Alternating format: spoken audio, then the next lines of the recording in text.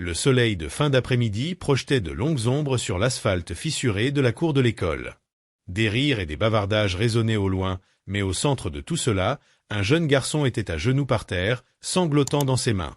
Il s'appelait Mason, un garçon tranquille de 10 ans aux cheveux bruns doux et aux yeux tristes et fatigués, ayant vu trop de cruauté pour son âge. Autour de lui, des morceaux de son sac à dos déchiré, dont le contenu était éparpillé sur le sol comme les restes de son espoir. Un groupe de camarades se tenait à proximité, leurs visages figés dans un mélange de choc, de culpabilité et de confusion, mais aucun ne bougeait pour l'aider. Mason était la cible de leur moquerie depuis des semaines, et aujourd'hui, cela avait atteint son point de rupture. Quelques instants plus tôt, Mason avait essayé de s'éloigner des railleries. Il espérait que, s'il gardait la tête baissée et ne répondait pas, il finirait par se lasser. Mais les garçons avides de domination ne reculent rarement quand ils sentent la peur. L'un l'a poussé par derrière. Un autre a tiré sur son sac à dos. Puis, d'un dernier coup sec, le sac s'est déchiré, répandant tout ce qu'il possédait, livres, crayons, son carnet de croquis sur le béton impitoyable. Les autres riaient. Pas Mason. Il restait figé, tremblant, essayant de retenir la vague d'émotions qui le submergeait. Mais il n'a pas pu. Les larmes sont venues, et avec elles, le dernier fragment de sa force s'est évaporé. Puis un son que personne n'attendait se fit entendre, un grondement sourd et guttural qui fit taire la cour.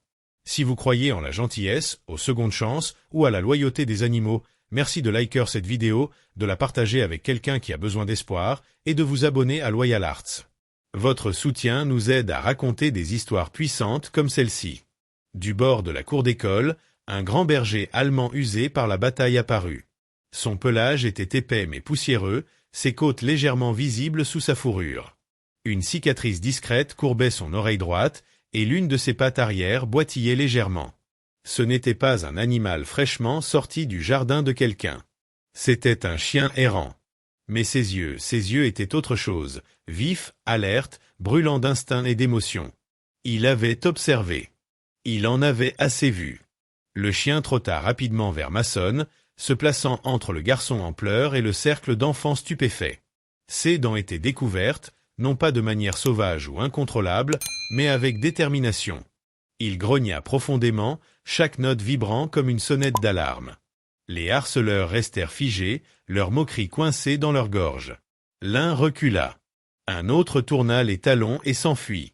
Les autres suivirent rapidement. Des enseignants commencèrent à courir vers la scène depuis l'autre bout de la cour, mais le chien ne bougea pas.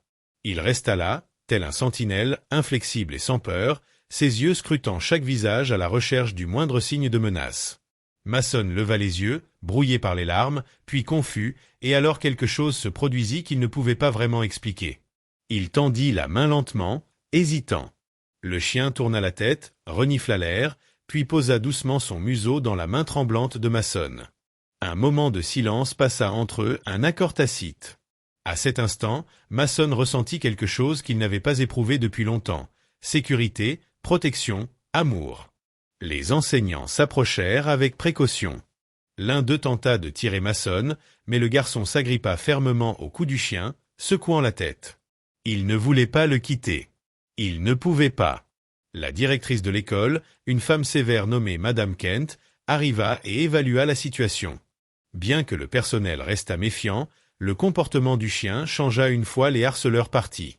Il resta calmement aux côtés de Mason, haletant légèrement, laissant les adultes s'approcher. Sa mission était terminée pour l'instant.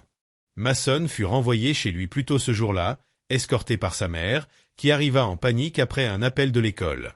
Lorsqu'elle vit son fils agrippé à la fourrure d'un berger allemand sale comme à une bouée de sauvetage, elle ne sut quoi penser. Mais alors que le chien restait patiemment assis à côté de Mason, remuant la queue à peine, elle comprit. Mason murmura que le chien. Il l'a sauvé, c'est pourquoi Mason voulait l'appeler Shadow. Cette nuit-là, Shadow était roulé en boule au pied du lit de Mason, comme s'il y avait toujours appartenu. La mère de Mason, bien que d'abord hésitante, fit des appels au refuge et au vétérinaire. Personne n'avait signalé un chien disparu correspondant à la description de Shadow. Il n'était ni pucé, ni coloré, ni enregistré quelque part. C'était comme s'il était apparu de nulle part, mais Mason s'en fichait. Shadow était maintenant son gardien, son protecteur silencieux, son premier véritable ami. Les jours qui suivirent apportèrent du changement, non seulement chez Mason, mais aussi à l'école. La nouvelle de ce qui s'était passé se répandit rapidement. Les enfants qui auparavant ignoraient Mason le regardaient désormais avec admiration et respect. Les brutes restaient à distance. Les professeurs faisaient plus attention. Même Madame Kent, la directrice stricte, organisa des séances de soutien et un nouveau lot de fournitures scolaires pour Mason. Mais plus que tout, c'est Shadow qui fit la plus grande différence. Chaque matin, il accompagnait Mason à l'école. Et chaque après-midi, il attendait devant la grille jusqu'à ce que Mason ressorte. Les élèves commencèrent à laisser des friandises et des bols d'eau près de l'entrée. Certains s'asseyaient même à côté de Shadow, le caressant et écoutant Mason raconter leurs nouvelles aventures. Shadow était devenu bien plus qu'un chien errant. Il était une légende, un symbole de justice, de loyauté et d'amour inconditionnel. Mais le changement le plus puissant était en Mason. Il se mit à sourire davantage. Il participa plus en classe. Ses dessins, autrefois sombres et solitaires, s'emplirent de couleurs et de vie. Il se fit des amis, de vrais amis. Et chaque fois qu'il se sentait anxieux ou dépassé, Shadow était là pour lui toucher la main ou se blottir contre lui. Le monde de Mason avait changé, tout ça parce qu'un chien errant avait décidé d'intervenir quand personne d'autre ne l'aurait fait. Puis vint le jour où Shadow ne se présenta pas. Mason attendit près de la grille jusqu'à ce que le ciel devienne doré et que les derniers élèves soient partis. La panique s'installa dans sa poitrine. Il courut dans les rues voisines en appelant Shadow. Il inspecta chaque ruelle, chaque recoin. Mais il n'y avait aucune trace de lui. Il rentra chez lui le cœur brisé, sa mère le serrant contre elle tandis qu'il pleurait contre son épaule. Mais 3 jours plus tard, juste avant le coucher du soleil, un aboiement familier résonna depuis l'allée. Shadow boitait en s'approchant de la maison, un peu plus maigre, avec une éraflure fraîche sur le museau. Mason courut vers lui et le serra dans ses bras, versant des larmes de joie. Shadow lécha son visage et laissa tomber quelque chose à ses pieds, un papier froissé. À l'intérieur se trouvait un message écrit d'une écriture tremblante. « Merci. Votre chien a sauvé ma fille d'un camion. Il l'a tiré hors de la route juste à temps. Je ne savais pas d'où il venait, mais il est parti avant que nous puissions le remercier. C'est un héros. » La mère de Mason lut la note, les yeux écarquillés. Shadow était parti, mais pas sans raison. Il était allé là où on avait besoin de lui. Il avait sauvé une autre vie. Dès ce moment, Mason sut que Shadow n'était pas seulement son chien.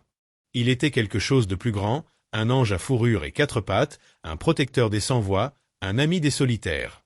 Et bien que Shadow revienne toujours à la maison, certains jours il disparaissait à nouveau, pour réapparaître avec une nouvelle histoire dans les yeux, une nouvelle raison pour laquelle il devait partir. Si cette histoire de courage, de gentillesse et d'un lien plus fort que les mots a touché votre cœur, veuillez laisser un commentaire ci-dessous et la partager avec quelqu'un qui a besoin d'un rappel qu'il y a encore du bon dans ce monde. N'oubliez pas d'aimer cette vidéo et de vous abonner à Loyal Arts pour garder vivantes des histoires comme celle-ci. Parce que parfois, un héros ne porte pas de cape. Parfois, il marche sur 4 pattes. Les jours qui suivirent le retour de Shadow furent empreints d'une nouvelle énergie. Mason, plus confiant que jamais, partageait chaque instant avec son fidèle compagnon. Mais le mystère de Shadow restait entier. Où allait-il ces jours où il disparaissait? Que signifiaient les histoires qu'il portait dans ses yeux à son retour? Un samedi matin, Mason décida de partir à la recherche de réponses. Après avoir pris un petit déjeuner rapide, il enfila sa veste, mit la laisse à Shadow et ils s'enfoncèrent ensemble dans le parc près de chez eux, un endroit que Mason avait toujours trouvé ordinaire, mais qui semblait aujourd'hui chargé de promesses. Shadow, d'abord tranquille, se mit soudain à tirer doucement sur sa laisse. Il avançait avec une détermination inhabituelle, guidant Mason vers une vieille ruelle cachée entre 2 bâtiments. Mason n'avait jamais remarqué cet endroit auparavant. L'odeur était différente, mêlant terre humide et bois brûlé. Au bout de la ruelle, ils découvrirent une porte en métal à moitié ouverte. Poussé par la curiosité, Mason entra, Shadow sur ses talons. À l'intérieur, il trouva un refuge improvisé, couvertures usées, bol d'eau, quelques jouets. Mais surtout, une vieille femme assise sur une chaise, qui leva les yeux en les voyant arriver. « Bonjour, Mason, dit-elle avec un sourire chaleureux. Je t'attendais. » Mason fut surpris. Comment savez-vous mon nom? Je connais Shadow. Il vient souvent ici, répondit-elle. Je m'appelle Clara. Clara expliqua qu'elle s'occupait des animaux errants du quartier, leur offrant un refuge temporaire, soignant leurs blessures et leur donnant une seconde chance. Shadow venait la voir, pas seulement pour les soins, mais parce qu'elle comprenait quelque chose que beaucoup ne voyaient pas. Shadow est spécial, murmura Clara. Il sent la détresse chez les autres, il va là où il y a besoin d'aide. Mason écoutait, fasciné. Vous voulez dire que c'est pour ça qu'il disparaît parfois? Exactement. Il n'est pas un chien comme les autres. Il est un gardien, un véritable héros, confirma Clara. Cette révélation bouleversa Mason. Son chien n'était pas juste un ami, mais une sorte de protecteur secret, une lumière dans l'obscurité. Il comprit que son rôle à lui était peut-être aussi plus grand qu'il ne le pensait. De retour chez lui ce soir-là, Mason ne pouvait s'empêcher de repenser aux paroles de Clara. Shadow dormait paisiblement à ses pieds, un air de tranquillité rayonnant sur son visage. Il voulait faire plus que simplement suivre son chien, il voulait apprendre à comprendre sa mission. Les semaines suivantes, Mason se rapprocha de Clara. Il passait ses après-midi dans le refuge, aidant à soigner les animaux, écoutant les histoires des chiens et des chats qu'elle sauvait. Shadow, lui, restait souvent silencieux, mais toujours présent, comme un guide invisible.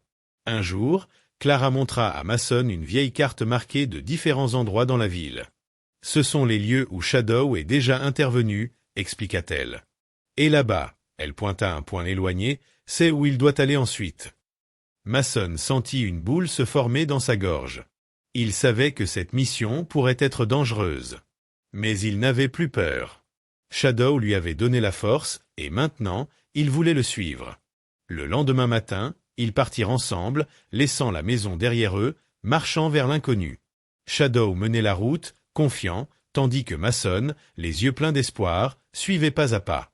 Ce voyage fut une succession d'aventures, des rencontres avec des animaux blessés, des sauvetages inattendus, des moments de complicité profonde entre l'enfant et le chien. Mason apprit à écouter les silences, à lire les signes, à faire confiance à l'instinct. Mais plus que tout, il comprit que le véritable courage ne résidait pas seulement dans les actes héroïques, mais dans la capacité à aimer, à protéger, à ne jamais abandonner ceux qui comptent sur nous. Une nuit, alors qu'il campait sous un ciel étoilé, Mason posa la tête contre l'épaule de Shadow et murmura « Merci, mon ami. Merci d'être venu dans ma vie. » Shadow répondit par un doux grognement, une promesse silencieuse qu'ils étaient ensemble, pour toujours.